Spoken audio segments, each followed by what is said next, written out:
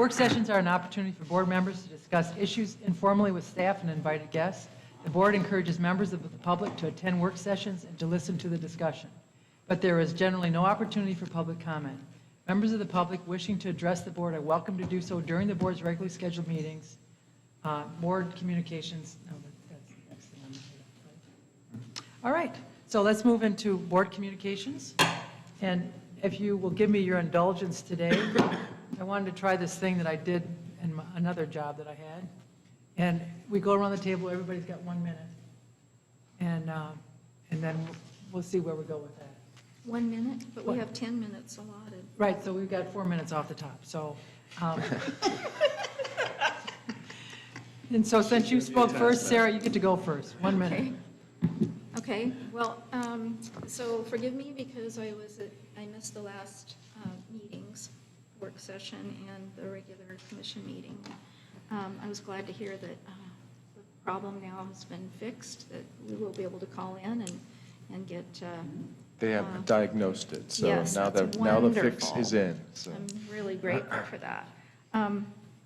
So I understand that the old farmhouse was not burned after all. I don't know, what the status is, but I have been thinking about this, and I've been wondering, so when we do our strategic planning, are we going to be looking at historic buildings? And is this a building that we would want to consider? I know this has probably already been discussed, but anyway, I wanted to bring that up, and since we have Okay, thank you. Since we have some time, oh, my time is up? Well, I think I gave Okay, poor fine. directions. I was just thinking of a 1 minute to check in and just generally, but, and now I can't control my phone. Just throw it against the wall. Okay. That's what I do. Yeah, why doesn't it just be quiet? All right, when we just not do this time? No, I'll work on that another time. Commissioner, if I just might respond. In the strategic planning, certainly any topic is up for discussion. And so on the 18th, when PSU is here interviewing with you one-on-one, part of the question likely will be what would you like to get out of the process? But then there'll be a work session on the 19th that'll be facilitated. So there'll be an opportunity for the board to really delve into whatever issues that you think you might want to be addressing. Okay. So, and the fire was delayed, and right now, I think that that's tentatively rescheduled for March, but there's still another prospective buyer that's going to come in between now and then. So Okay. that was according Well, that's good. to Mr. Lewis today. So That's there's still heartening. other potentialities. Good, great. I'm glad to hear that. I just, if I may, I know how difficult it is to save historic buildings, especially ones that are just of a working class. It's very difficult, and yet those are the most rare and endangered. So I feel like whatever can be done, if this building could be saved, it would be wonderful. Thank you. All right, let's jump across the table. So safety, you can be, I want to say foolish and lucky, you can be foolish and unlucky. So those of us who have survived sneaker waves because we weren't smart enough to stay off, have sympathy for those who did not survive sneaker waves, but the impact on communities is considerable. I think sometimes people come with the idea that this is a theme park or a video game, and it's not. It's Mother Nature. So just to emphasize that with compassion and grief. Housing, I saw the editorial that said Clatsop County, get with it, among other people. I also saw that the governor the Speaker of the House is saying $40 million for homelessness. And so I hope we are keyed into that. I hope what we can do is something that gives fresh water, wastewater, and safety some traction to deal with homeless issues. Melanie's here, she can take care of everything. Not quite. We're still working on the child care task force, making progress. We're going to be talking to hospitals about having a 24/7 daycare operation for their staff, and hoping that that will be a model that'll make a difference, but also working on upgrading the quality and the quantity of other kinds of childcare to be available. Seaside schools are, quote, laser focused on preschool for 4-year-olds because over 50% of their kindergartners have had no previous preschool experience, over 50%. So they're focused on that. So things are moving along on a variety of fronts. And we have forestry stuff to talk about. May I ask a question? Sure. Commissioner Thompson? So I'm assuming that they are, as far as the childcare for hospitals, they're looking at actual preschool, or are they just looking at childcare, and is that different than what the schools are looking at? We don't even know. I imagine with the funding streams that are available, they'll be looking at childcare that's enriched, because preschool is really appropriate in a more reduced setting. If you're looking at 24/7, it's hard. You want qualified caregivers, and besides that, they don't even know yet. We've just been talking. The bureaucrats have been talking. Jennifer Purcell and Amy Lovelace and I have been talking. So you'll hear it here first, because this is where the germ of the idea is starting. The representatives at Cedar have indicated their interest in that, but having somebody to me say, oh yeah, our employees tell us that's a problem, isn't the same thing at all as having something happen. So we're still organizing to be able to approach them and see what they want the plan to be. It's just our idea so far. I know there's a huge difference between preschool and daycare, and yet we have all kinds of facilities in the county that call themselves preschools that are really daycare. People don't understand the difference. So Okay. hopefully we'll be enriching those. Great. And Kevin's involved, and the community college is involved, Jewel Good. School's involved, we hope Napa schools will be involved, we hope Wanna-Mill will be involved. I mean, we have hopes for a lot of things, but hopes and ideas are not the same thing as practical reality. But Thank you. for the question. Thank you, Leanne. We've got a couple minutes left. I have nothing. Mark, do you have anything? Well, I would kind of echo what Commissioner Thompson said about tragedy, and I think any parent, young kids, just has to kind of put themselves in that position. It's just devastating. It's unfathomable, really, Yeah. to think about. Grandparents, I But now call that them. I'm just in the healthcare industry, and I also see it from, the folks that are providers and caregivers at Providence Hospital, which were it's devastating for them too. Oh, yeah. And it's a certain, I just heard it was just extremely taxing for people that were there at the time trying to help this family. It was just it was a big emotional It's Is- for that. Is there anything that the county can 3 be blocks from part of as far as signage or more information? I think that's, anytime that a tragedy happens, you do assess what could be done differently or more of. And so those assessments are going to be taking place too. A lot of the first responders, just to kind of piggyback off the conversation, I was speaking with the sheriff, and they're bringing in kind of a trauma-informed care person to meet with the first responders too, because for the first responders, it was a very difficult day. So I think there's a lot of things we will look at through the eyes of the first responders, the eyes of the state parks, the eyes of certainly emergency management, and see what are other tools we could be using to make sure that we can, we can't guarantee safety, but at least, encourage it as Education. And much. I think education's important. Being a Midwesterner, I don't think unless you grow up with this, you don't understand the true power of the forces that are out here. And that's where I think hospitality can come in. But that's been a discussion for years there. But I think it would behoove us to encourage that. So let me just say, this happened Saturday. I heard about it Saturday afternoon from the Cannon Beach. I was at the Medical Reserve Corps meeting Saturday morning. Saturday afternoon, I get a text from the Cannon Beach emergency manager that 2 kids are lost. So Sunday morning at 7:30, I was on the phone with the Cannon Beach emergency manager, with Lila Wickham from the Medical Reserve Corps. CERT in Cannon Beach is now organized into zones. So Jim and Lois Azumano are the Tolovana CERT neighborhood captains, that's south. South of them, Richard and Susie Green are the Arcadia Beach CERT captains. South of them, Dale and Mary Jo Mosby are the Arch Cape CERT captains. South of them, I'm the nominal person, but I gotta have help because I'm gonna be in other places. So Dan and Deb Ross are gonna get trained as CERTs. So we will have CERT coverage.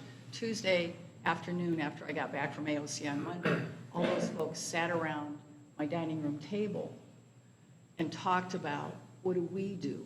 Because and I was there from 9:30 to 11:30 that Sunday morning. The next day, listening to Vivian Simon Brown, whose daddy was Ray Brown. So she's been in that cove a long time.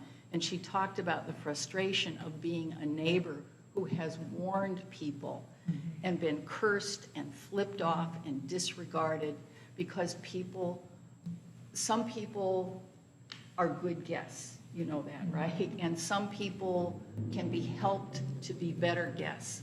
And some people think, get out of my face, I'm here to have fun. And so we talked to them about their personal safety on the beach. We talked to them about bonfires that they start on the beach. Every time I go to the beach, there are more embers from illegal bonfires too close to the vegetation. And if I say something, well, the locals don't want us to do this fire up here, because the law says it has to be below the high tide line so that the tide coming in puts it out. You know, okay, some people are ready to hear it, some people are not, but what do we do as neighbors? So when you're looking at people who are impacted, please look at the neighbors. I mean, I took a note and a treat from Wanda's to Joanne Cornelius and left it on her door because she was the one where the woman was pounding on the window. This is close to home, literally, geographically, and emotionally. These are the things that we're concerned about, and we do our best as neighbors. As county commissioners, what do we do with staff, with meeting with everybody to help educate people who are willing to learn? I think that what we ought to do, here's my solution, it's a bureaucratic thing. When we look at our ordinance for transient occupancy, we say, you know what, when you have that rental agreement, you have to have something in there about how people stay safe. What are the emergency evacuation routes? What are the rules about beach bonfires? What are the common sense or whatever you want about beach safety? I think that ought to be part of what we say as a county that transient occupancy owners need to put out to people, because how do you help people do the right? You can't make people, but if you can help people. I think that's an excellent suggestion, Commissioner Thompson, and I, perhaps we can, going forward, look at something like that. And I also wanted to thank you, because in effect, it's your district, but you were supporting citizens in your district, but you're also representing the county. And I appreciate the hard situation you must have been in. It was hard to even read the article, let alone to be that close. I mean, it must have been very traumatic, and I appreciate the compassion I'm sure you showed everyone. Well, so it's not just parents, it's grandparents. Sure. So I called my grandsons and said, remember how grandma nags you to never turn your back on the ocean? You just really have to remember that. Use your situational awareness to do thank you, those kind of words. Absolutely. Because it's heartbreaking. Kind of one other thing. Sure. I came in late there, and I heard you were talking about the farmhouse there. I understand, you know, the nostalgia for, I was out there when I was a kid because it was the college farm, and, you know, played all around there, and certainly understand the attachment. The Fair Board has been really working on this for many years. And they're also sensitive to the fact that they're going to go out and try to get a bond approved, and so they want to do the right thing. And that's why it's, you know, this invitation, both at the auction and to the Preservation Society was out there. I've been to the last last two Fair Board meetings, and there hasn't been anybody from the Preservation Society at the meeting, which I think that would be something that they would want to do. And as Don stated, they're looking for any takers, anybody that would like to come in with a proposal, a real proposal, to either move the building or to do something with the building, but it just doesn't fit into the plans for the fairgrounds out there. So I just want to reiterate that the Fair Board is really, there isn't a rush to burn that building. This has been over a long period of time that they've been trying to consider all the options and make sure that they do something that's in the best interest of the fairgrounds. I think that I would agree. I talked to Mike Audio last night at an event, and he says, we don't really want to burn this place, but it's like, what are our options? And I think, I don't know how much time we have left, but the combination of how do we start looking at our cultural assets and how do we move that forward? But the Fair Board, I think, has been working very hard on a solution for this. So I think those are good comments. Can I add something to that? Sure. I also felt that the response of the staff and the board was very, very good. They put together kind of a public information thing about what they had been through that made their position, to me, entirely defensible. And I think that's a really good thing for us as county to make sure that we always do that when we get assaulted with information that sometimes isn't accurate, an immediate response. And it was the next day that they posted something, and I think But that's I something still that hope they that will reward it. something can be worked out. I still crossing my fingers that something can be worked out. But sorry, if I could just say, even though it's posted on Facebook, could that be part of the county manager's report as I well? think we have linked off of it too, so, off our website, so. Okay. So there's so many places to get information sometimes. And I know that we have, the time here is going forward, but I just wanted to hand something to Commissioner Quayla for his new addition to his family. It's not much, but it's just congratulations and let's welcome love in the world. It's a lot of money. That's great. Oh, thank you very much. And I hope in the coming months, when she's old enough, that we'll get to have a visit. This is under $50, right? Yes, yes it is, and I didn't even realize that. You're good. Thank you very much. I appreciate that. That's wonderful. So let's move on to the Westport Community Plan. What about AOC? Oh, sorry, I'm sorry, I apologize. Or the- Back up. The formal agenda? All right, let's, yes, I have it. Discuss, I have to way back up here. Discuss the formal agenda. I would like to pull the amendment to the board rules just off tonight's agenda, and we will revisit it in the future. What item? Amendment to the board rules, number 9, Thank you. if that's amendable to everybody. I just want to make sure I've got the right one. So that's part of the consent agenda? Yeah. She wants it to go on the business. No, I want to No? pull it Oh, just off pull it this week, completely? and we'll bring it Oh, back. okay. Yeah. Staff's just going to proffer a slight modification, so we'll just bring it back when it's ready. Thank you. Does anybody else have any comments about the agenda? Well, so it'll be pulled, but until when? What?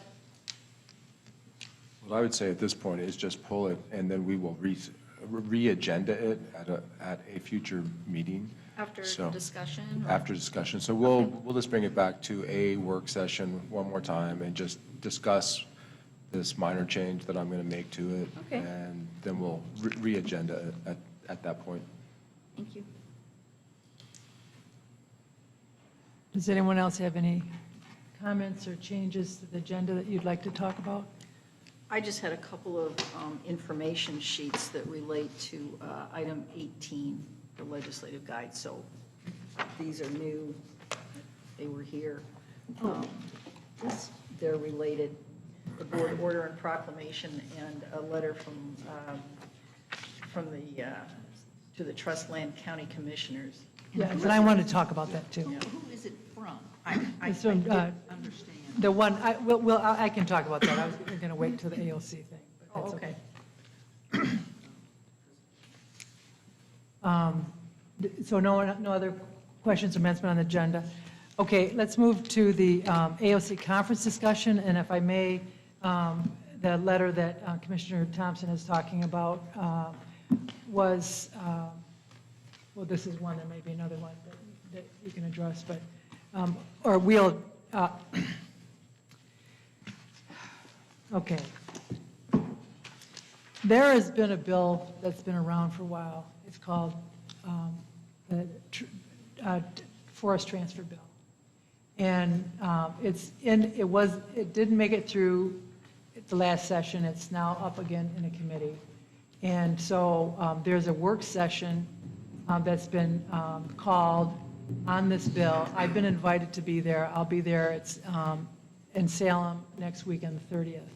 And a long list of other people have been invited, including Commissioner Yamamoto, who wrote this letter.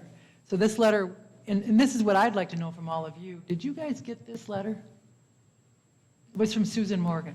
I got it You got it, and I got it. But did you guys get it? just now. Because when I get these, I don't know if I should send them on to everybody, or if I'm assuming that if they're sending it to me, they're sending it to all the commissioners. I thought I sent it to Don, but I just found out today he didn't get it. So that's why we made copies for everybody. Because I had responded and sent a copy back to you and some other folks.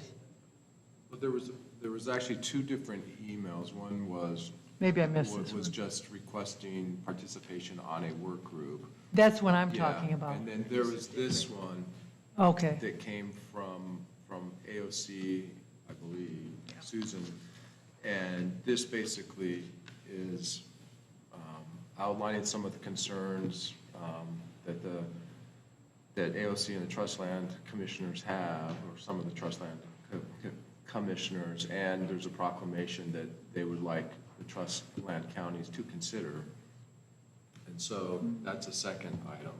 So one is that they've requested participation in a work group, which I think Chair Sullivan's going to be participating in. right. And then they've also sent some background material on their concerns with the legislation and a draft proclamation or board order that they're asking folks to consider.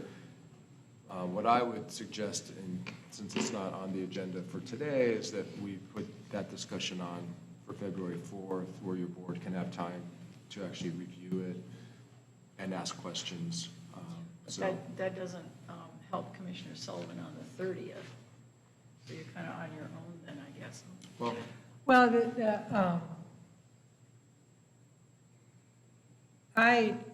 when we talked about this before, I think we've talked about this before. It seems like we have. The thing about this bill is every county has a choice.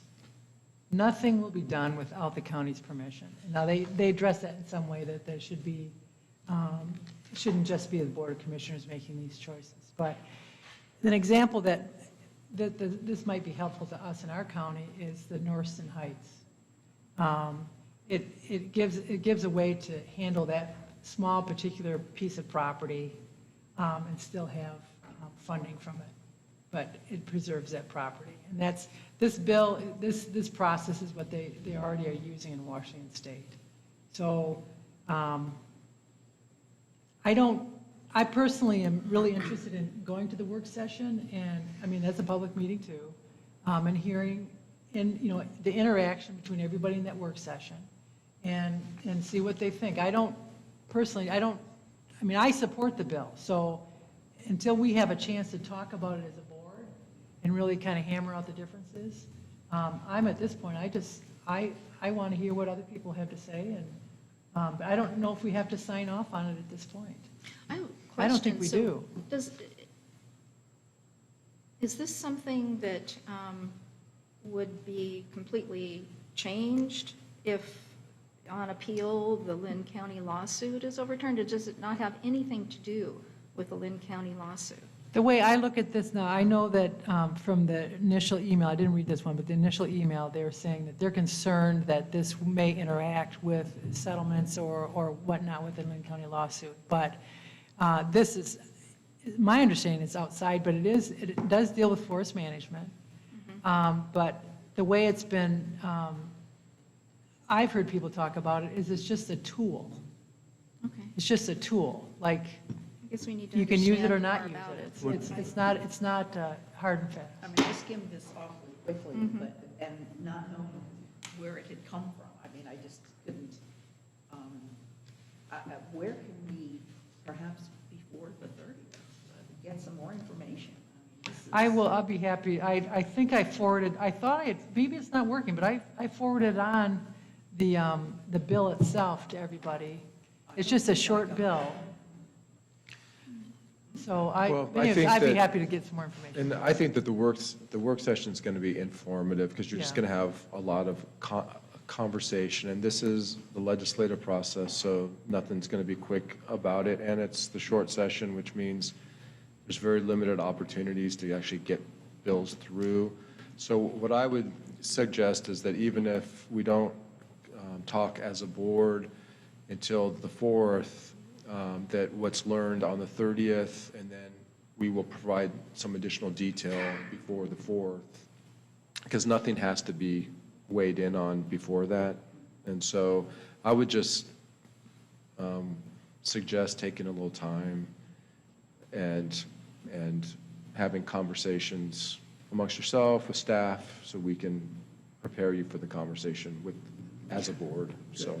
I think that would be fine, and I just want to make sure that we're considering this as a board first. That's right. You're going to be going, listening, you're not Right. going to be offering from the position of the board. when you're- Right, absolutely. Because some people have objected to it as giving away part of our tax base. And that doesn't sit well with some people. And whatever else, I mean, again, it's a considered discussion. There are points of view on both sides. I'd like us to talk about it. And I think for me, what is exciting in this today is that I really like, and it's on the agenda for later, but I really like, I look forward to us as a board finding our way around, how do we address these legislative issues as a body?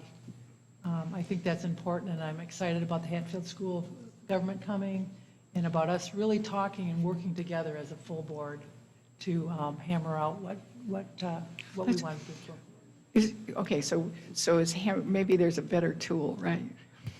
Kidding. Okay, and then Commissioner Thompson, okay, so that's all together. Yeah. All right, AOC discussion, we've got about a half an hour left of the work session. The AOC conference discussion, Commissioner Webb, did you have some comments on that you wanted to bring up? I did, just because I'm glad this was put on the agenda, because it forced me to go back and address the huge file folder of stuff that I collected. And I was struck by two things. First of all, there was a session that I think most of us attended that was put on by the Watershed Enhancement Board. Yeah. I think I was. And as a member of the as our representative to the Soil and Water Conservation District, I have been trying to study up on watershed activities. And now that I have some history about the Kits Hubbard initiative that spawned all this, and since then I've had a couple of conversations with staff from the Watershed Enhancement Board. And I think it might be time for us to get a presentation from them. I was wondering if, since Director Hendrickson is here, were you planning on doing something about watershed stuff in general and As part of Goal 5, we're providing information on a variety of topics covered by the goal. We do not have a speaker arranged at this point. Because I would think, I have the contact information.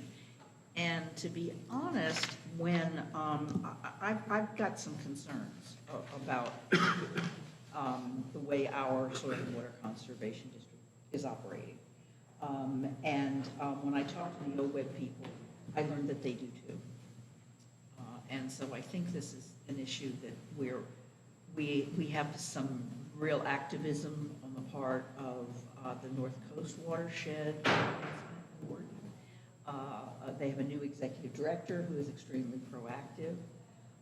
And apparently, I mean, I've hassled Mark about this before, about this juncture. I mean, I've been trying to learn what the juncture is between the watershed enhancement folks and the tide gate other stuff. I mean, this is all new material for me, so I've just been trying to figure it out.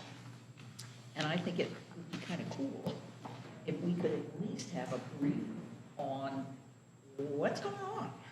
You know, what's the background? What's the legislative background of these things? And I just is something I would love for staff to put on the agenda. And I think Commissioner Thompson even suggested something. I did, and here's my point of view, that whatever we look at, it should be a 360, so it looks not just at environmental impact, but it looks also at economic impact. How do we use our water? I mean, we've got a thing in this legislative guide about, oh yeah, the governor's 100-year water plan. Well, I want to make sure the economics get looked at, because what I heard was a big consideration for the environmental impact, but not so much about the fact that we have economic impacts. And I'm really conscious that if somebody doesn't have a business that makes a profit, we don't have a tax base and nobody has any kind of money as salary or wages. So it's an essential part, but the people who produce that wealth are often not at the table because they're working or they don't think they'd be welcomed or whatever. So everything we look at, I want the whole 360, including the cost-benefit analysis of the use of the water.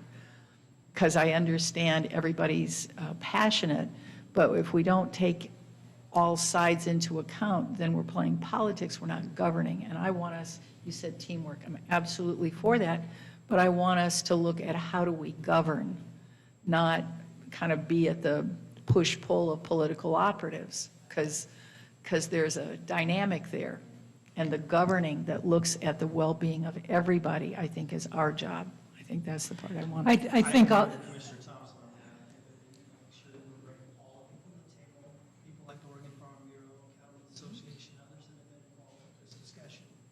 Because everybody needs to have this, soil and water district, there's good people out there. And certainly there are going to be divergent opinions. But I think that, we just want to hear not just from the watershed board, but others. Exactly. I- The conversation needs to be that way. For instance, I recently, because I'm a census nerd, the U.S. Census does a census, 2 and the 7 year of every decade, and the latest one just came out, and I dove into it because I don't know enough about agriculture in the county. And I was surprised at the decline of agriculture in Clatsop County. I thought, whoa, is this something we need to be talking about? Is this something we need more information about? I immediately called Pat Corcoran and said, who among you guys can talk to us about it? Because to me, the data had some, I was really quite startled. I was just amazed. I really appreciate all the effort that you put into learning new things, and I applaud you for that. And I also think that that water keeps coming up in a lot of different meetings, and so it's the issue of now and into the future. And some of it will start at just an education level. Commissioner Quila, you've grown up here, you've worked on these issues in your professional life too, but there's a lot of new people, there's a lot of other people, and so there's layers of education. One is getting these special district names and phone numbers out, so that if someone is interested in going and attending these meetings, they can attend the meetings and learn out that way.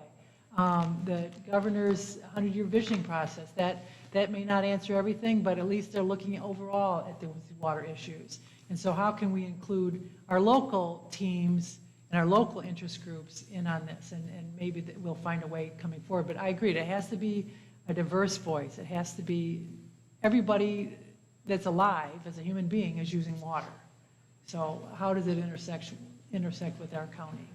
They're not easy answers. And they're not easy answers, that's right. Mada Lefsgarden who's the director of the Oregon Watershed Enhancement Board, came out here, looked at a lot of issues around Warrenton, Clatsop County, and her, I mean, she got a shade of red too. It's like, well, you've got an airport, you've got a levee, you've got that, What are you going to do? these aren't easy fixes. That's right, that's right. So, And I want to put a commercial out for the Lower Columbia Estuary Conference. They come here every 2 or 3 years, and they will be here this year, and they hold it in April. It's at the Liberty Theater, and it's over 2 or 3 days.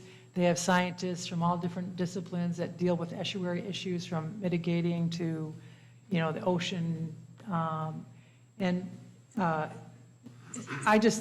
go whenever I can and get what I can out of it. I'm not a scientist, but I have learned a lot in that, and, they encouraged, anyways, I encourage you all to go if you can. So as I get more information, I'll bring it. Well, and John Meacham had promised to come, because he gave a whiz-bang presentation down in Tillamook County, and he committed to a date, but then his schedule changed. But he went out and took relevant photos and explained it in ways that made sense, that were discernible to rookies, which I appreciated.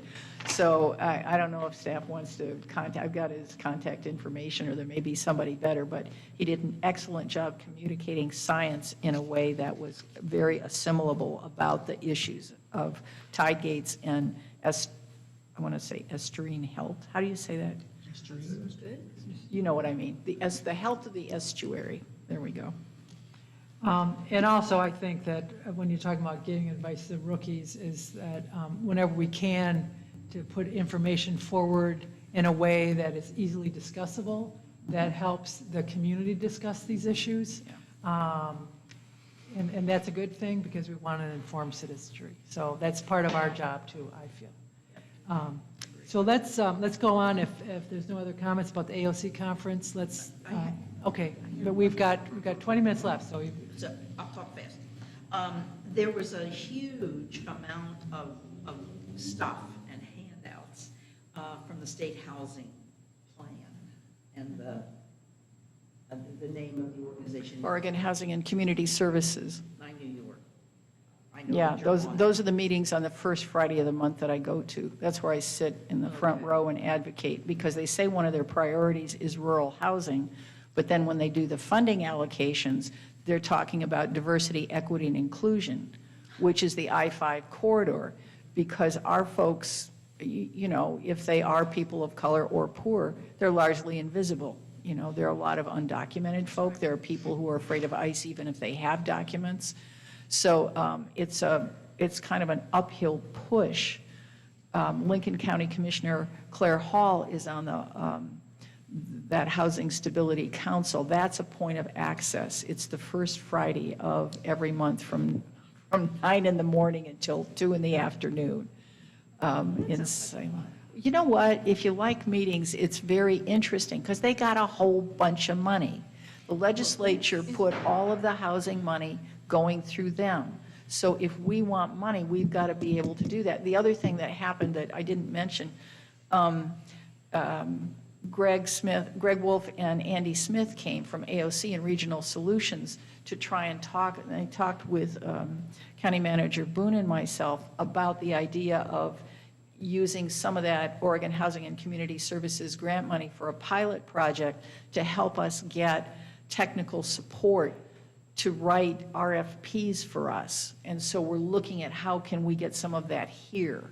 So we're working on it, but. That would be big. Well, because Yeah. Also as a representative on the Housing Authority, I realize that most of the money that comes to all three of us counties goes through them. Oh, yes. And we don't have any anything to say about it. Yeah, none of it comes through us. I can vouch for that. so. Yeah, oh, absolutely. And we have actually talked, I think, with, about maybe in our budget this year of addressing the housing issue in a more robust way with some staff backup. And I think we will. I think housing is going to be a perennial topic Oh, any day absolutely. of the And week. so we need to be more present about Right, it. And I agree. But so- let's move on to the Westport Community Plan. So I'm finished. Well, I think we need to be finished because we're running out of time, so. Okay. It was just that. I know, but housing is not going to go away. It's an No, ongoing I just thing. think that it's cool if we could, next year, this year, after AOC getting a little faster attention to what has Yeah, happened. I have so many things. I know, I know. I know. Let's go. So on page 3 of your packet is what we will be speaking about, which is the Westport Community Plan revision. So back in 2011 is when the original plan was written. Am I? You come through. Oh, okay. It is when the original plan was written, and this plan was a result of when the Georgia Pacific Wanna Mill did not meet the enterprise zone requirements, and so they had to pay money back. And so there's a statute that speaks to the things that have to be done with this money.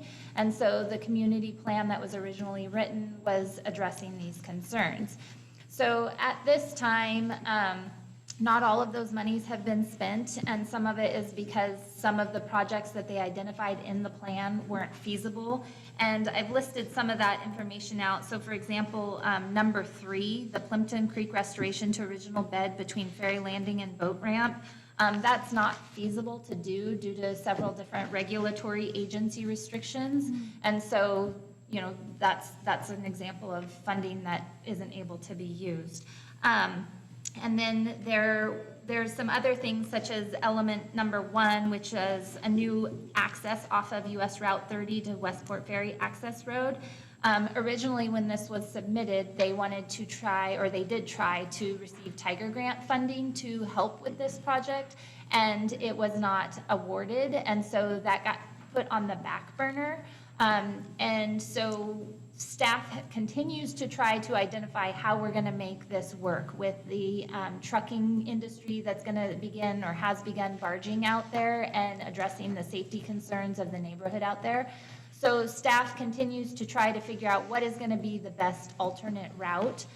Originally, since we didn't receive the Tiger Grant funding, it was kind of like, well, that's just not going to be feasible. But I'm going to let Dean speak to that a little bit because they aren't giving up, because we know that it is, it would be the best option. It's just trying to see if we can actually make it happen. So, And this is Dean. What are your credentials? I'm an engineer. I'm Dean Karen, the new county engineer. Ted was sick today, so he threw me in. You guys know each other? Yeah, I know him too, but I've known him longer, maybe. that's probably true. Probably true. Welcome. And so it's still a viable route, the alternate route that would run through the barging area, but there's like several constraints. One is obviously funding because the grant, we didn't get awarded the grant.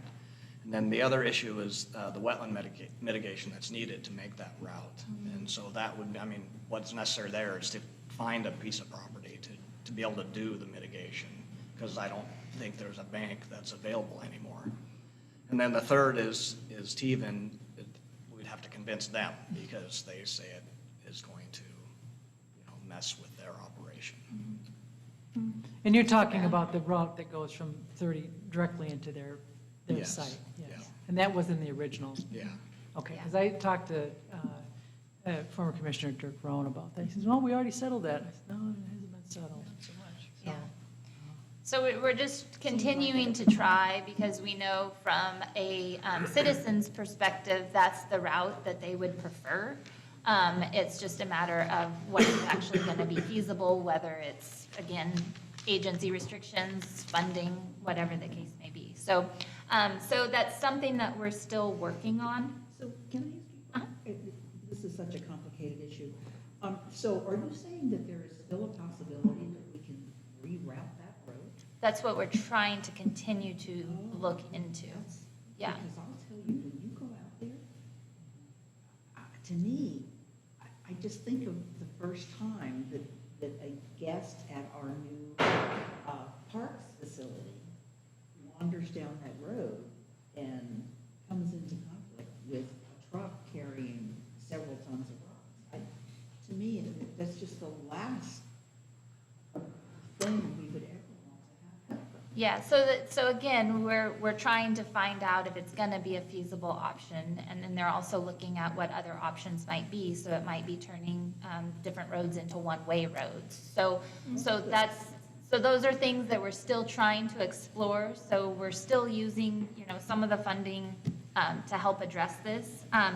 So going back to the elements that, we would like to change, one of the things that we would like to do is, we originally allocated $50,000 to the Westport Sewer District, and we would like to allocate another $70,000 to the sewer district.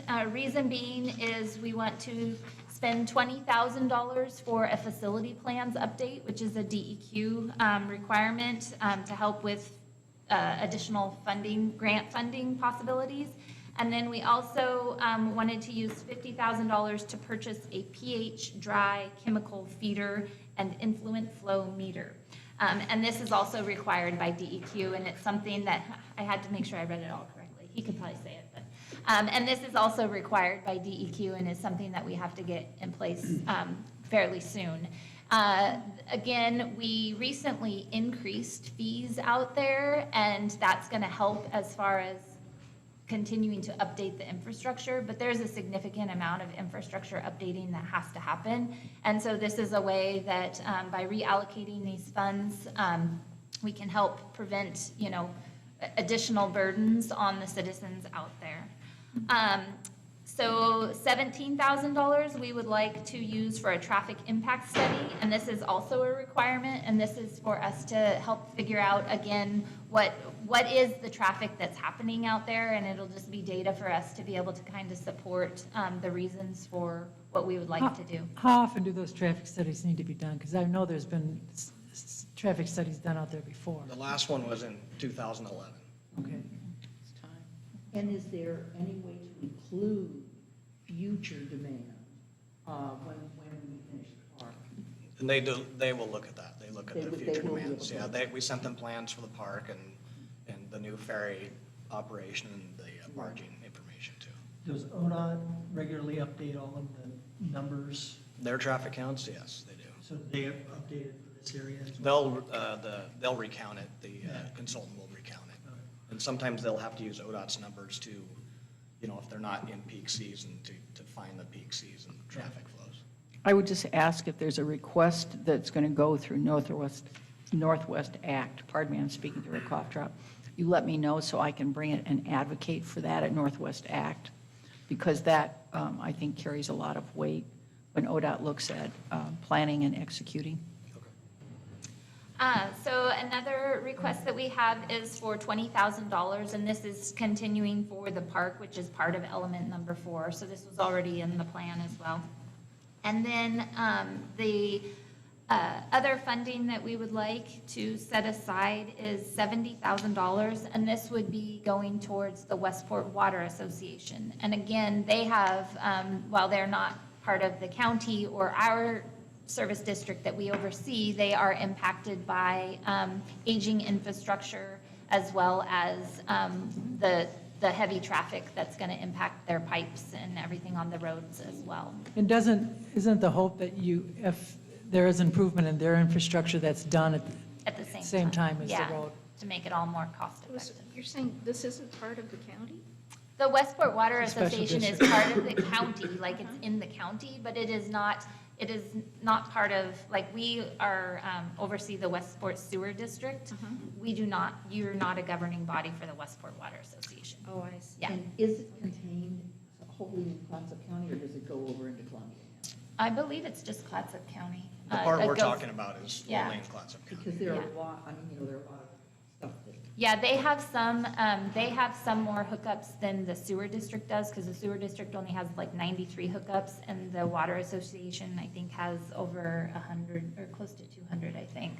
But they go up into Taylorville, and the sewer district does not go up into Taylorville, so. So we just wanted to make you aware that we wanted to make an update to this plan, and these are the updates that we wanted to be able to use these funds for. So what's the next step for us? At this point, nothing. Okay. We will be going before, hopefully be going back out to the community late April, early May with more information regarding the road improvements. I would like to be included on that meeting. Yep.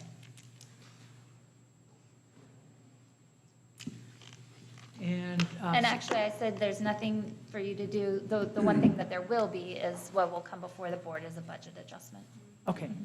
And is that immediately, or? I have to get it on my to-do list. No, but I mean, it's not an emergency thing. No, I just- it's okay. not an emergency. And so will you guys both stay up there for the engineering design services? I would love to try and act like I know about bridges, but I don't, so I'm going to let him handle it. Okay. Thank you, Way to Monica. go, Engineer Dean. I'm not going anywhere, I'm still here. Good. Okay, so for the Class 9 bridge, basically in 2015, we applied with the local project program to replace the substructure of the Class 9 bridge, because it's not good like most of our bridges, we're constantly repairing it. So in 2016, we were awarded the money for that substructure. And before I got here, there was discussion, we're gonna spend all this money on the substructure, and the superstructure has Can you- issues also. Can you Oh, help sorry. me? The substructure is what, the pavement, and the Okay, no, superstructure okay, is? the substructure is the piling that would go down in the river, beams across the piling. Okay. And then the superstructure is the deck and everything that sits above that. Okay, thank you. And so the substructure on most of our bridges is wood, which is why they're failing, because it's all rotting. And the superstructure on most of our bridges are concrete, but a lot of them are 50 years old, and so that is also having issues.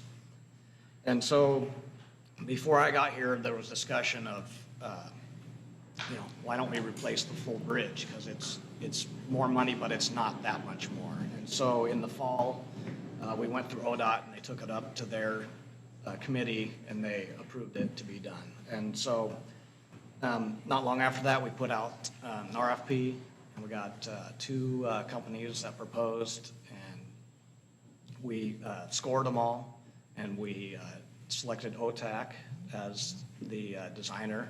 And right now, we're still working with them. They had some illnesses last week, so we met with them once. We refined our scope, so we're going to take care of right-of-way services and those types of things. And so we're still waiting on a number. I was hoping to have it today, but it didn't show up. And so by the next meeting, we should have it, but it should be right around 300,000, which is right in line with the estimate, before we started the project. Dean, is the OTAC office here still viable, or are you working with their Portland? It's in Portland. Yeah. So have they closed completely? Yeah, So you're talking about replacing the whole bridge, the whole bridge. and then we have some matching funds, right? Yeah, we have matching funds. We have, for the substructure, we had 200,000, but we're gonna need an extra 400,000 to do the whole thing. So it'll be 600,000, but we'll still be getting 1.6 from ODOT. Still efficient and effective use of public money to do it all at once rather than partialize. Yeah, and we're also gonna do a full span bridge, so there'll be no piles anymore. Can you get bicycle access? I believe it's gonna be similar to the bridge that is there. I don't know if I know that all the engineering has already been done, but, No, they haven't started it yet. because when I've asked about, when they were going to do repairing over the low bridge over the Youngs Bay, the person I was talking to just threw his head back and laughed. He said, "You are never going to get bicycle access over that bridge, pedestrian crossing." Right, I don't know if there's gonna be a specific sidewalk But I on mean, this something, bridge. it makes me so nervous to see these people walking alongside these bridges. It really, When It we- scares me, and people are going to keep walking, and people are going to keep using their bikes, and if we're building a new bridge, why can't we have a little scooch, a little more room? And we had a discussion with them because a lot of people fish off of this bridge. Yeah. So I don't, there's no designs yet. So this is all just coming up with a contract. They have an idea, but they haven't done any designs Just yet. a scooch more room. Liability issues, liability issues, liability issues. Does much attention have to be paid to the fish passage issues? They do have to pay attention to that, but I believe they're applying for an exemption because it's usually 1.5 times the stream width, but this will be spanning the entire stream anyway. So there won't be anything down in the, No culverts or anything like no, that. this will just be right over the top. Yeah. Free and easy, huh? So it's a short bridge. It's 120 feet. It'll show up in 2 pieces. What do you mean by that? They'll bring, it's too long to fit Prefab. on a truck. Oh, But it's concrete. It'll be, I think it'll be concrete. That's very interesting how that's put in place. Yeah. Okay, does anybody else have any other comments, or, because so we can have a little bit of brief, 3-minute, 4-minute break before the meeting starts? It's good. All right, thank you very much, everybody, for coming, and thank you.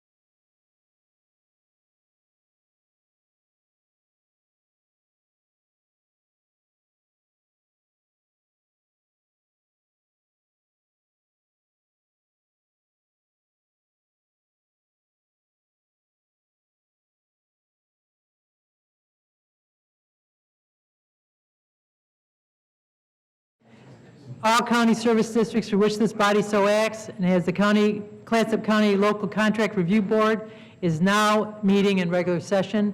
Shall we all stand for the flag salute, please? I pledge allegiance to the flag of the United States of America and to the republic for which it stands, one nation, under God, indivisible, with liberty and justice for all. Thank you. May we have the roll call, please? Commissioner Nebeker? Here? Commissioner Webb? Here. Commissioner Sullivan? Here. Commissioner Kula? Here. Commissioner Thompson? Here. And I want to apologize for the late start. So let's go to the agenda. May I have a motion to approve the agenda? So moved. Oh, wait a minute. Oh, it's, Never mind. something is Yeah, you wanted to Yes. modify, you wanted to pull item 9 changed. Yes, we would like to pull item 9. Thank you, Commissioner Thompson, from the consent agenda. from the consent agenda. Yeah, so Uh, with the modification of pulling item 9, I'd like to make a motion that we approve the agenda. Second. All those in favor? Aye. Aye. Okay, the agenda is approved. So let's start with the proclamation. This is the Cascadia Earthquake Awareness Day proclamation. It's on page 22 of your packet. Is Tiffany Brown here? She's not here this evening, so. Okay. Would someone like to, or do you want me just So, to? Madam Chair, could I speak to this a little bit? Certainly. This is a motion, really, to approve the resolution and order and authorize the chair to read the Cascadia Earthquake Awareness Day proclamation. So Governor Brown is behind this. I'd like to acknowledge Cascadia Prepared, which is Steve Robinson's brainchild. I spoke with him last night. He wishes he could be here tonight. He's not able to, but he appreciates very much that Clatsop County is moving forward in this very important public safety issue. Thank you, Commissioner Thompson, I appreciate that. Does anyone else have any other comments? I would be happy to entertain a motion. Madam Chair, I move that we approve the resolution and order and that you read the proclamation. Okay, so second that? You didn't want to? Second. Okay, all right. All those in favor? Aye. All right. Okay, this is a proclamation recognizing January 26, 2020 as the Cascadia Earthquake Awareness Day. Whereas January 26 marks the 320th anniversary of the last Cascadia subduction zone earthquake to impact our region, and whereas geologists have determined that major earthquake magnitudes of 8 or 9 have occurred many times in the past and could occur at any moment in the Pacific Northwest, and whereas the current lack of preparedness in the region, such as a quake, could create the worst natural disaster in North American history. And whereas government agencies and disaster organizations cannot bear the sole responsibility to prepare for, respond to, and recover from disasters. And whereas, as a community, we are increasingly recognizing this earthquake threat, but such recognition is not yet translated into a commensurate increase in our earthquake resilience. And whereas Clatsop County is also vulnerable to tsunami and residents should prepare to be self-sufficient for at least 2 weeks following a natural disaster of this magnitude. And whereas greater recognition of the earthquake threat is key to motivating action by such individuals and groups. Now therefore be it resolved that the Board of County Commissioners of Clatsop County proclaims January 26, 2020 to be Cascadia Earthquake Awareness Day in Clatsop County, and encourage all community members to join this observance by evaluating and improving upon their own personal preparedness and safety to help create a more prepared society. It's dated on this day, the 22nd of January, 2020. Thank you. Okay. We need to vote on that to, because I moved and Mark seconded, but I don't recall that we voted to I all. said all those in favor. Yeah. So, Aye, you did. Okay, thank you. Easy come, easy go. that's all right. Okay, so now we are going to hear business from the public. This is an opportunity for anyone to give a 3-minute presentation of any item on the agenda except public hearings, or any topic of county concern that is not on the agenda. People wishing to speak during business from the public must fill out and sign a public comment card, sign-in card prior to the start of the meeting. And we have one of these today, and it is Mr. Jed Arnold. Please come forward.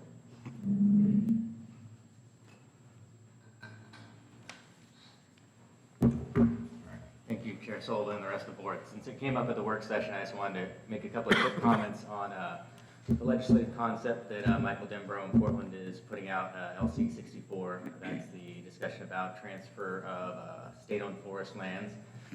As it's currently written, the bill is, I'm just going to read whatever.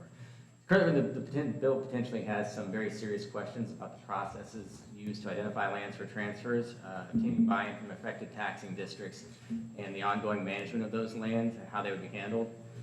It's unclear how this potential new process of ownership transfer will interact and affect the new forest management and wildlife conservation plans that ODF has spent years putting together.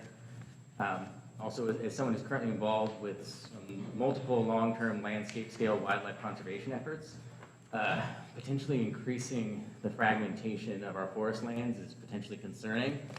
The difficulty we have in working across multiple ownership and jurisdictional boundaries is very often cited as one of the most significant challenges in implementing large-scale wildlife conservation efforts. Consolidation of ownership has been a long-term goal of both government and conservation land managers, and careful consideration should be given to the consequences of potentially increasing partialization rather than updating management plans or using existing tools such as conservation easements. I'm encouraged to hear that the board will be researching this bill and taking the time needed to fully understand potential impacts of this legislation and the potential long-term costs to county residents before taking a position on this issue. The draft states that eligible lands for transfer would be those with low revenue generation potential or high-value recreation or conservation benefits. That's very expansive language. It has the potential to affect our community and others in a number of ways. I hope that as part of your research, you reach out to some of our local experts, including local taxing districts and some of our land management agencies and state land management agencies to discuss how hypothetical transfers of those sort of lands in the county might affect them and our residents. That's it. Thank you, Mr. Arnold. I see that we have Director Tiffany Brown has joined us. We just did the proclamation for the emergency. Did you want to add any comments during this time? No, I'm sorry I was late. Thank you. Oh, no, that's okay. It was a mouthful, I apologize. I was reading it like, not like I would talk. Okay. Yeah.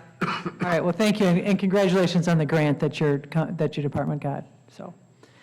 Okay, moving forward now, any other public comments? Okay. Moving now to Commissioner Liaison Reports. Who would like to begin? Consent agenda. Consent Consent agenda. agenda. Madam Chair, I Thank you. Commissioner Thompson, would you like to give us a motion? would move to adopt the amended consent agenda. So second. Okay, all those in favor? Aye. Aye. Okay. Now we are going to be, the consent agenda has been passed. Now we're moving on to Commissioners' Liaison Reports. Commissioner Thompson, would you like to go? I would. I live 3 blocks from where folks got pulled into the ocean, and I want to tell you, it's heartbreaking. I want to acknowledge our sheriff and the first responders from Clatsop County, from Tillamook County, the neighbors. It impacts all of us. It impacts everyone, as Commissioner Aquila said, who has children, who has grandchildren, anybody who cares. I mean, we've all done stupid things. I have, maybe you haven't. I've done stupid things and have lived through them. But what happened was heartbreaking. And so what we talked about in our work session was having an amendment to our county ordinance so that we, as a county, say to anyone who wants to rent transient occupancy facilities, you have to have safety information as part of your rental agreement. You have to, maybe we want them to post it as well. You need to talk about beach safety, you need to talk about wildfire safety, you need to talk about all kinds of safety issues when you come here, because we can't be everywhere. There's some people who come here, they're very good guests, we're happy to have them. There's some people who come here and they're willing to learn how to be good guests. We're patient with them. There's some people who come here when we try and help them understand the danger that they're putting themselves and us into by unsafe behavior. They're not always welcoming. So we want to encourage people to come, play safely, have situational awareness, and grieve for our losses as a community. So I need to say that as somebody. I just need to say that. So there's that. Housing. We are working on housing. The Speaker of the House says $40 million more is going to come into our coffers across the state to deal with homelessness. This is another heartbreaking issue. I'm hopeful that we in Clatsop County can get some of that money to deal with our homeless issues. We have been working, the county manager and several other people have been working with AOC staff to get support for issuing RFPs so that we can get more housing money to come into Clatsop County, Tillamook County, Columbia County, working with the community action team, working with NOHA, this is collaborative, this is team sport. So thanks to Cedar and all that they've done, we're going to keep working on housing. I sit on a board in North Tillamook County, and they've got a land trust there that they're hoping to turn into affordable housing. Hampton Lumber is committed to a project in Tillamook, as I understand it, to build housing for their workers. And so there are lots of efforts going on. None of it's soon enough. None of it's enough right now, but I think we are making progress on that. So that's all I can think of right now. I mean, my heart is just broken for a variety of things, so that's enough. Thank you, Commissioner Thompson. And again, I will repeat that we appreciate that tragedy was in your district and that you were there present in such a traumatic time. And we do appreciate the work that you did as a commissioner and really for all of us. So thank you for your kindness in that situation. Appreciate it. Agreed. Commissioner Aquila, would you like to go next? I don't have anything to report. Okay.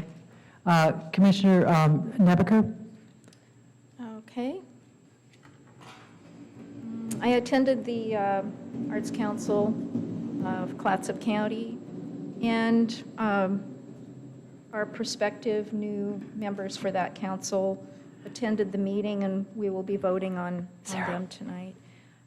Karen Olson from the organization Oregon Coast is doing an inventory of public art on the coast, and she's beginning with Astoria. They will be facilitating awareness of public art and restoration of public art. That will be their scope. And so they'll note where it exists to help the public find it, bring up the awareness of these sites. The Arts Council is planning a strategic plan workshop. And to me, this is another example of their enthusiasm and their foresight and dedication. Brian Rogers from the Oregon Arts Commission will be the facilitator. He will be coming. They are already planning for the second annual Art Summit. The new president of AOC, Jim Doherty, is that how you say his name? Is it John? Jim? Jim? Jim. Your colleague, Commissioner Sullivan. Sophomore class, right? Jim who? Jim Doherty. Doherty, yeah. That's how you say it, okay.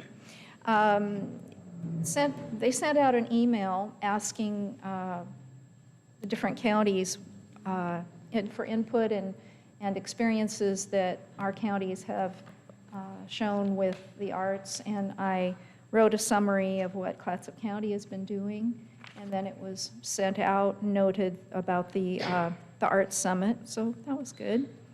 The 2021 Prosperity Study Survey funding was discussed.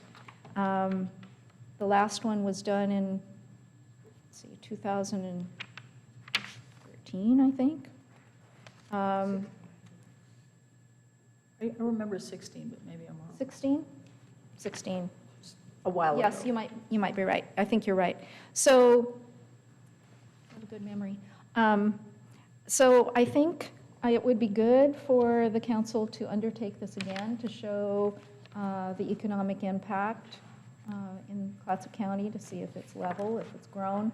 I suspect it'll show that it's grown, but in any case, it made a big difference in the ability for nonprofit arts organizations to get grant funding as a result of this. So it's a good thing to do for our economy. Let's see, Biz Kids. Are you familiar with Biz Kids? Kind of. Yeah, these are children who participate in this program, and they get to learn about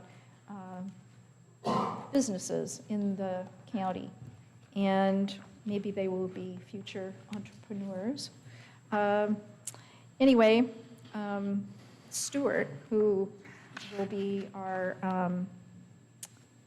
hopefully one of our new members on the Arts Council, he's an architect, and he's going to be working with them in Napa to learn about structures and planning. So they're also going to be visiting 3 different artists to compare and contrast. That's all I. Thank you, Commissioner Nippeker. Commissioner Webb, do you have some comments? I have nothing. Thank you, Commissioner Webb. For myself, I attended a training last week for the BOPTA board, and it's very interesting. And I just want to say that when I volunteered for this, the average appeals were 3 to 5 a year. And this year it's 48. Oh, wow. Or 58, it might be 58, I don't know, it's in the double digits. So, For your service. I've heard a lot of thank you for your service on this one. So wish me luck. Learning experience. Yeah, so it'll be interesting. Do we know why the increase?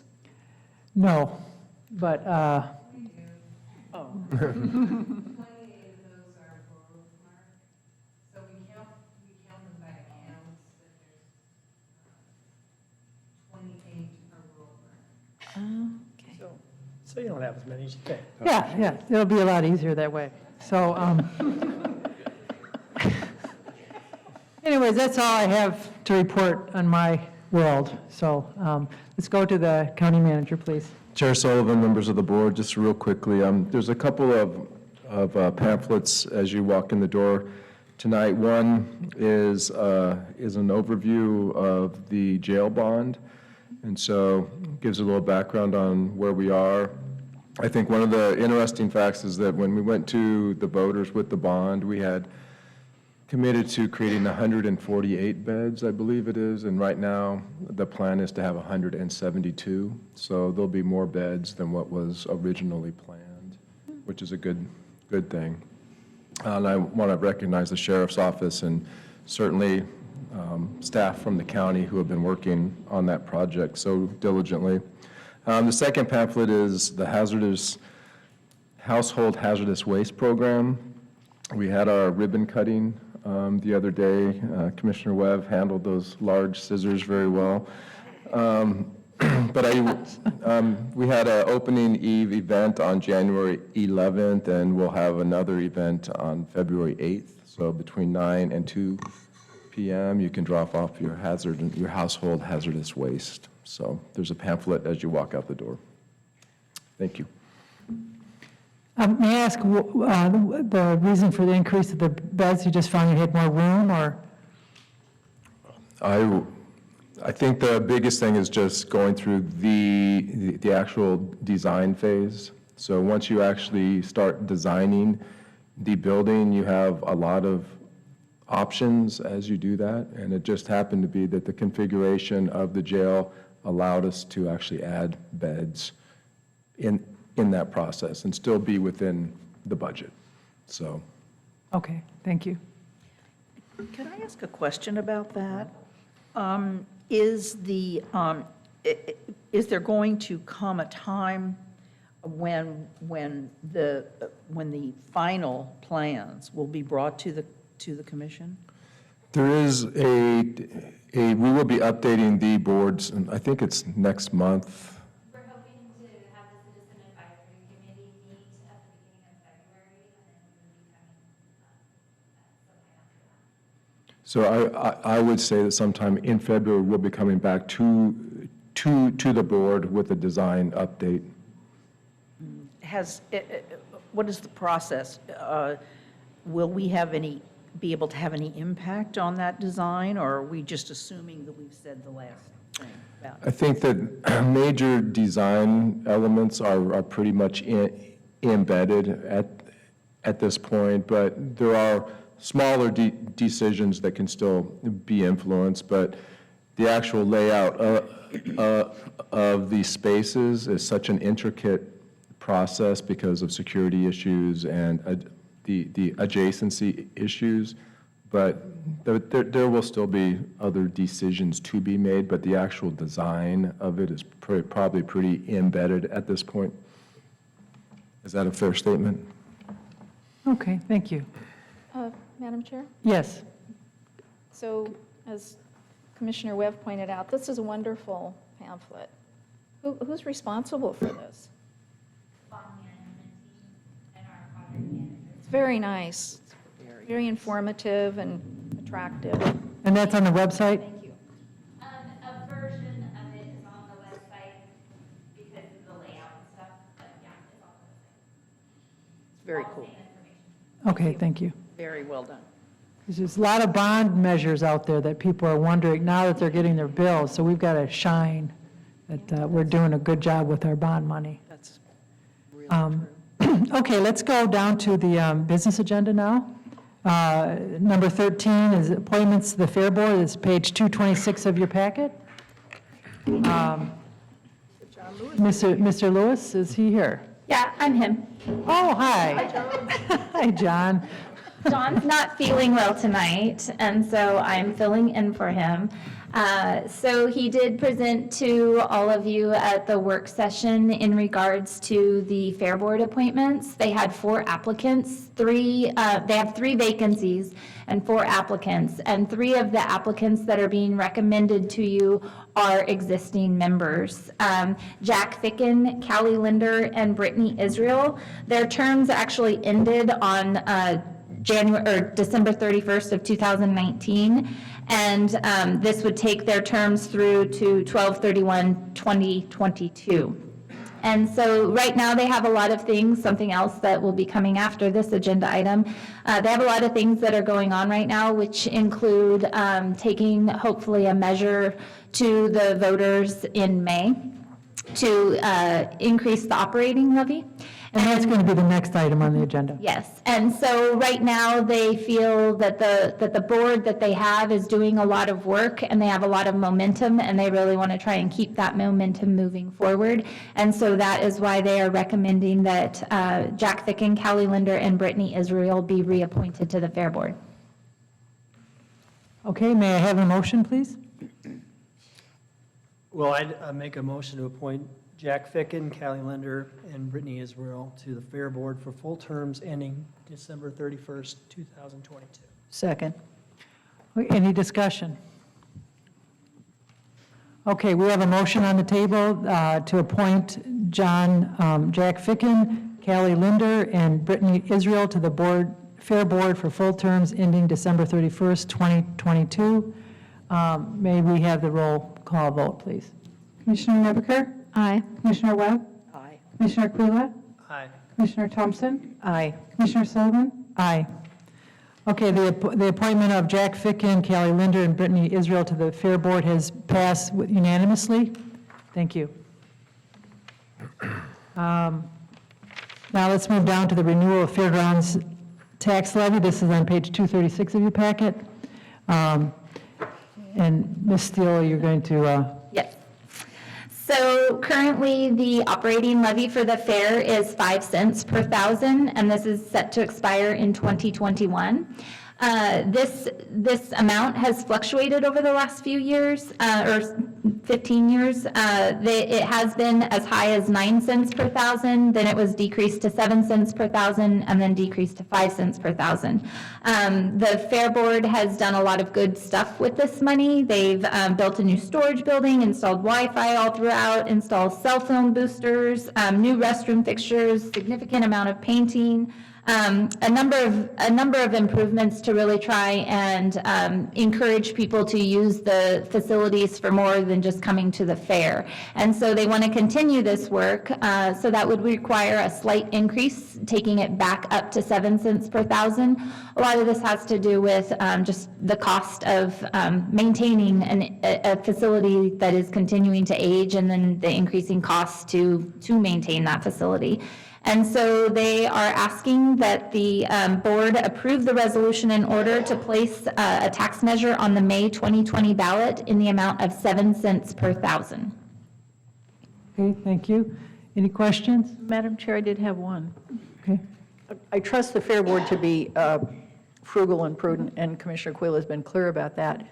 Why the fluctuation? Can you just help me understand? So it was up around 9 cents, and then they took it down to 7. They started, increasing a significant amount of contingencies, and so they didn't want to continue to ask for more money and have this contingency continue to grow. And over the years, they've been trying to kind of figure out, and that's what's led a lot to the farmhouse discussion as far as what do they want their facilities to look like. So the contingencies were beginning to grow, and so they figured, well, we'll take it down because we don't need all of that money. But now they've really kind of got a lot of momentum going. They know that they want to build a significantly larger building.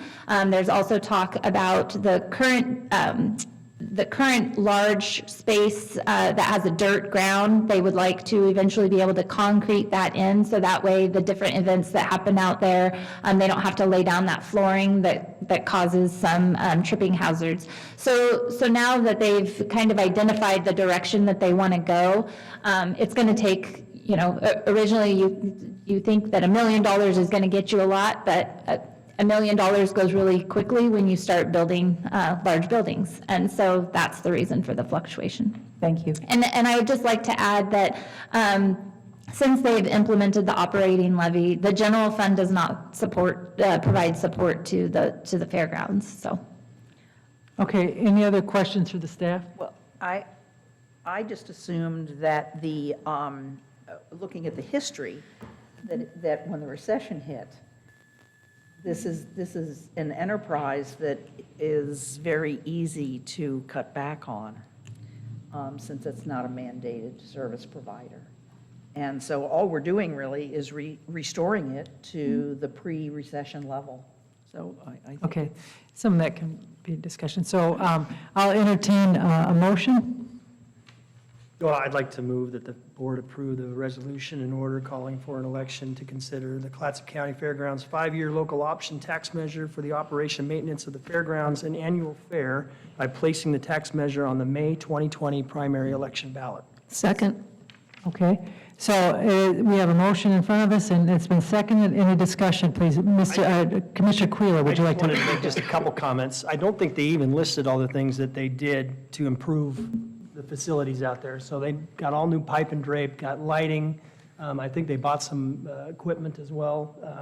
They've been very conservative. Ever since I got on there as the liaison, they watched their pennies very closely. And they've always been prepping for this. They've known that this is going to come to the voters. They want to make sure that they don't make any, expenditures and that they are, very conservative in the way that they put capital projects, which I wanted them to do that floor this last year, but they said, no, we're not going to do that until we know that we have our operating levy in place. So I appreciate how well they have worked and managed the facility. John has done a great job as the fair board manager, or the fair manager out there. So I'm just real pleased to see them getting to the 7 cents. I think they could use the 9 cents again, frankly, or 9 cents a thousand. But I think this is a fair assessment. Is that a pun? Seems quite conservative. It really does. So Commissioner Webb, your question earlier about it being restored to pre-recession, is that your understanding too? I don't know how much timber revenues might play into that. They do receive timber revenues, but really they only receive about 70,000 a year. So it would have an impact because if they no longer have an operating levy, then they're no longer taxing. So they would also lose out on the timber revenues. Okay, any other questions or discussion about this? I'm not sure I understood that. So when you are a taxing district, you are part of the timber distribution. And so if they're no longer having taxes distributed to them, they would no longer receive timber revenues. But they're not asking to not be a taxing industry. No, they're asking to in order to have the operating levy, they're taxing the citizens. So therefore, they receive timber distributions as part of, it's a distribution that they. Either or, it's just how they were formulating their revenues. Yeah, it's just if you are a taxing district or you are part of a tax distribution, then you also receive timber distributions. If you're not, then you don't receive, like Westport Sewer is a district, but they're not a taxing district, so they do not receive timber distributions. Gotcha. Thank you. Budget season starts early. Okay, any further discussion? May we call for the vote? This is on the agenda. The motion, I move that the board approve the resolution in order calling, is that the right one? Calling for an election to consider the Clatsop County Fairgrounds 5-year local option tax measure for the operation and maintenance of the fairgrounds and annual fair by placing the tax measure on the May 2020 primary election ballot. Please call the roll. Commissioner Webb? Aye. Commissioner Queela? Aye. Commissioner Thompson? Aye. Commissioner Nebeker? Aye. Commissioner Sullivan? Aye. So the motion to place this levy on the May 2020 primary election ballot has passed unanimously. Thank you.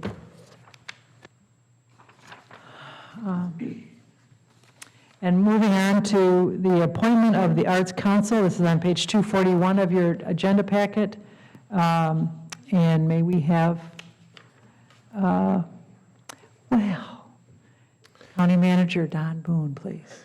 Chair Sullivan, members of the board, this agenda item recommends the appointment of Arts Council members, and that would be Catherine Lacaze, Jessica Sund, and Stuart Emmons to the Arts Council of Clatsop County for 3-year terms expiring on December 31st, 2022. Okay. May I have a motion? Yes. Madam Chair, I'd like to make a motion that the board appoint Catherine Lacaze, Jessica Sund, and Stuart Emmons to the Arts Council of Clatsop County for full terms ending December 31st, 2022. Second. Okay, we have a motion and second. Do we have any discussion? I'd just like to say that Catherine has acted as the secretary, taking minutes. Jessica Sund and Stuart Emmons would be new. They came to the last meeting, and they seem enthusiastic and promise to be good contributing members. Okay, is there any further discussion?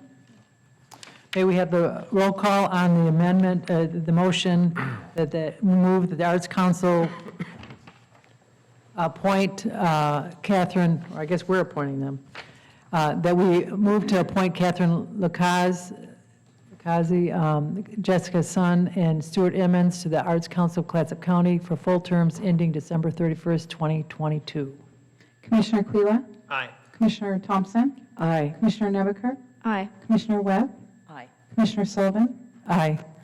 Okay, so Catherine Lakazi, Jessica Sun, and Stuart Emmons have been appointed to the full terms, and their terms will end December 31st, 2022. Thank you. Passed unanimously. And thank you for your service, right? Yes, and thank you for your service, yes. Now let's go on to number 16 on the agenda, adopt a proposed tobacco retail licensure fee. It's page 251 of your packet. Hello. Well, hi, Monica. Ms. Steele. So at the last meeting, you all adopted the tobacco retail license ordinance. And so now it is time to put in place the fee that would cover the costs of the enforcement of that ordinance. And we, pursuant to ORS 294.160, you need to provide the opportunity for public comment prior to adopting a fee.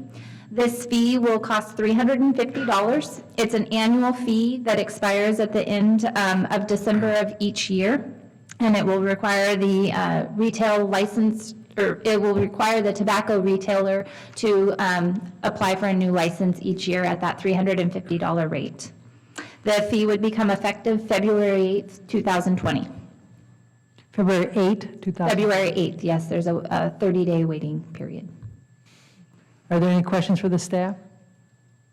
May I entertain a motion? Madam Chair, I move that the board adopt the proposed fee schedule to be implemented effective February 8th, 2020 as presented. You have to first allow for opportunity for public comment.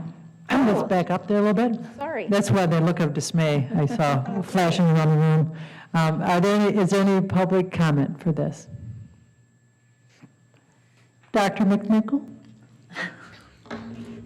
Okay, I now may entertain a motion. Okay. I move that the board adopt the proposed fee schedule to be implemented effective February 8th, 2020 as presented. Second. The motion has been moved and seconded. Any discussion? So, Dr. McNichol does not yet have gray hair, and we got this passed. We're really happy about that. Dr. McNichol, how many other, across the state, where do we rank with this? How many other municipalities, where does this rate? We're the 8th, okay. I have a question. Also, licenses are often related to things like total sales or things like that. Was that contemplated? Or is your estimate that the cost of enforcing this? I took it from the reverse, I took it from an enforcement standpoint, how much it would cost on our inspection. Okay, fine, thank you. Okay. And the enforcement costs are the same for any size? Okay. Any further discussion? Okay, we have a motion on the table. I move that the board adopt the proposed fee schedule to be implemented effective February 8th, 2020 as presented.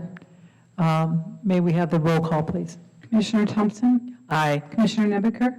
Aye. Commissioner Webb? Aye. Commissioner Quila? Aye. Commissioner Sullivan? Aye. Okay, the motion passes unanimously. The new fee will be implemented February 8th of this year. Thank you. Go forth and do good. And thank you for all your hard work on that issue. I know it's been a long time, so. Now we're going to move down to number 17, Fort George Enterprise Zone Agreement. It's on page 260 of your packet, and may we have Fort George come forward. The representatives of Fort George, it's not actually the Fort George.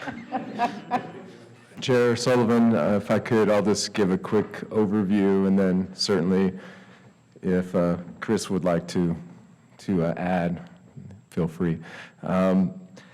Today, your board is being asked to consider an agreement with Fort George for long-term rural enterprise zone tax abatement. This is a topic that we've discussed a couple of times now, one in October when a couple of your board members attended a joint session with other enterprise zone members or participants, and second, just with your board, going through all the details of the agreement. What Fort George is asking for is a 15-year long-term rural enterprise zone, and there's certain conditions to that, and one is that there's a minimum investment of $12.5 million. Second is that there'll be minimum employment requirements, and that is to be 35 employees by the end of the third year of the agreement, that the minimum employee total compensation will be 130% of the Clatsop County average annual wage. And then the fourth would be the minimum employee wage, which is equal or greater than the Clatsop County average annual wage. Another component to this is the community benefit provision, which has been a partnership that's been discussed between Fort George and other brewers in the county, I believe, and Clatsop Community College, and that could include a fermentation science transfer program with Oregon State University, Clatsop Community College program with experiential learning in the sector, focusing on hands-on experience and certificate programs as a second.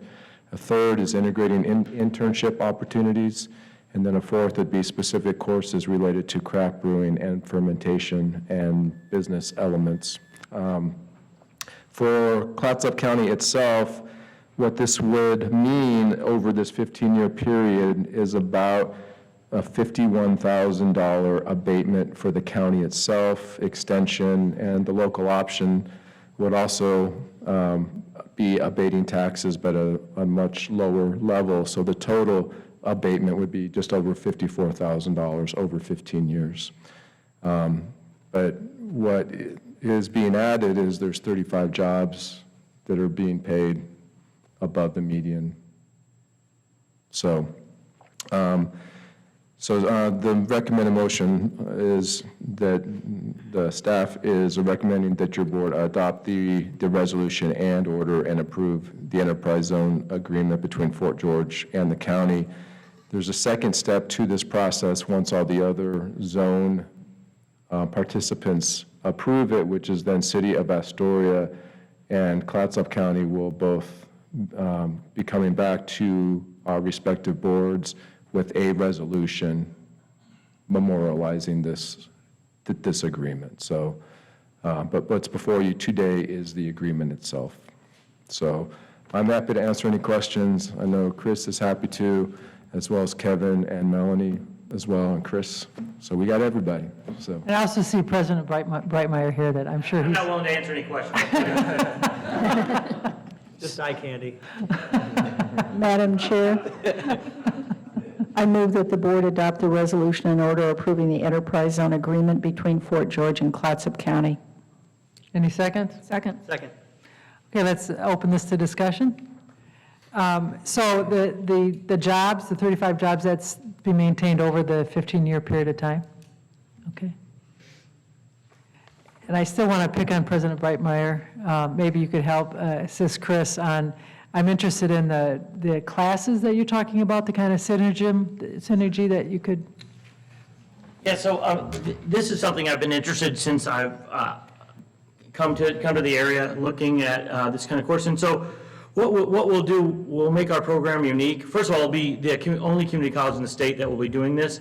But typically when students transfer to Oregon State, that degree program is geared towards a much higher volume of production than we have here in the county, although Fort George is pretty much approaching a fairly high volume. But it'll give our students that experience of working at a much smaller production facility, what it's like to do kind of everything, rather than just be a cog in the wheel. And so when they get to Oregon State, they'll get that experience, and then they'll be able to sort of make a choice, whether they want to go on an entrepreneurial route themselves to start a brewery themselves, or where they want to work. And I think having that experience on their resume will be valuable to them. So this is a program through the community college and then also Oregon State? Yeah, we do not have an agreement yet, but we've already begun the talks with Oregon State. And so the goal, again, is for our students, if they desire to transfer, that they will start with a junior status with no loss of credits. Oh, wow. That's very important. Don't get me started on transfer credit, but we're going to make sure that happens at least for this program. But there'll also be off-ramps. So if a student wants to take the 2-year degree, we want to make it valuable for them so they can take it somewhere and get a job if that's what they choose. But then be able to come back on later if they need to. Well, very good. I appreciate what the way that the community college is working towards like the Mertz campus. I mean, that students can go in and come out with a very meaningful livelihood once they graduate. Yeah, exactly. And so, I mean, what we need to dispel, I think, frankly, before I knew about community colleges, I had the same thought that is where you go if you can't do something else, but it's where you go if you want to do something. And so we're very proud to be able to produce people who are going to do something and do something for this community, and for the state and the nation, frankly. And the historical restoration program is still one of the top in the nation, correct? It really is. We draw people from all over the country. Yeah. So. And Chris is a graduate of Clatsop Community College, so look at that. So what do you have to say for yourself, Chris? Well, it's a great opportunity we're getting. I love the property on the waterfront. So we opened in March 2007 with 8 employees and what was a blighted property in Astoria, and we've grown to be a staff of about 160. And we're excited just to do a similar thing on the waterfront. I feel really fortunate. I started off home brewing in my parents' basement, and I've got to create a real dream job and live in a great community. So I'm happy to have this opportunity. Madam Chair, if I may? Sure. So, congratulations, just both of you. Sometimes the criticism comes at us that as public policymakers, this is some kind, we're good for your health, aren't we? That we're some kind of giveaway program, because as public officials, we're always looking at costs and benefits and how do we manage that. This is a management, on the last page of our presentation, 282, talks about the fact that enterprise zone incentives can even enlarge the local tax base. You're enlarging our local tax base, right? So you're getting jobs for people at 130%, that's one, but you're enlarging our whole tax base. So you're growing our local economy with homegrown, home-brewed, good stuff. Thank you for that. Thank you. Any other discussion? I would like to say that I have been working with enterprise zones since the federal government started them. I don't think you've been working since the federal government started. No, the enterprise zone. Don't ask me when that was. Don't ask me what decade that was. Actually, one of the things that I always like to point out to people when we talk about tax exemptions for companies and enterprise zones, that they are very different. And tax exemption continually over the last 50 years has, all the research says that especially large tax exemptions basically aren't a profitable enterprise for anybody because of the loss of the tax base. But enterprise zones, especially ones that have small employers, are extremely beneficial for communities. And in this case, not only have you all described the community support for this and the interactions with the education community, et cetera, But also, it's a real pleasure to do this for a company that is so civically minded. You all do so many wonderful things in this, you give back to this community in so many different ways, that I think it's not only enhancing the tax base, but it also contributes to the great quality of life in this community. And it's a real pleasure to be able to vote for a tax incentive. Thank you. Okay, any further discussion? I'll just say one thing, having watched Chris, growing this company and just being this model of success that everybody can kind of, get behind and enjoy seeing. I think all of the community benefits that are listed here are really important, but the most important thing is the jobs and having those jobs in this community and what it means. So I'm just real pleased to support this and support you. Thank you. All right, very good. We have a motion on the board that the board will adopt a resolution in order improving the enterprise zone agreement between Fort George and Clatsop County. It's been moved and seconded. May we have the roll call, please? Commissioner Nebeker? Aye. Commissioner Webb? Aye. Commissioner Quila? Aye. Commissioner Thompson? Aye. Commissioner Sullivan? Aye. Okay, so the motion to approve the resolution in order approving the enterprise zone agreement between Fort Clatsop and Fort George and, Fort George and Clatsop County has passed unanimously. Thank you. And thank you for coming in. So now we're moving on to number 18, the 2020 legislative guide. It's page 285 on your packet. And I imagine it's Mr. Boone. It is. Last item. Chair Sullivan, members of the board, this is an item that we've also talked about in work session on a number of occasions.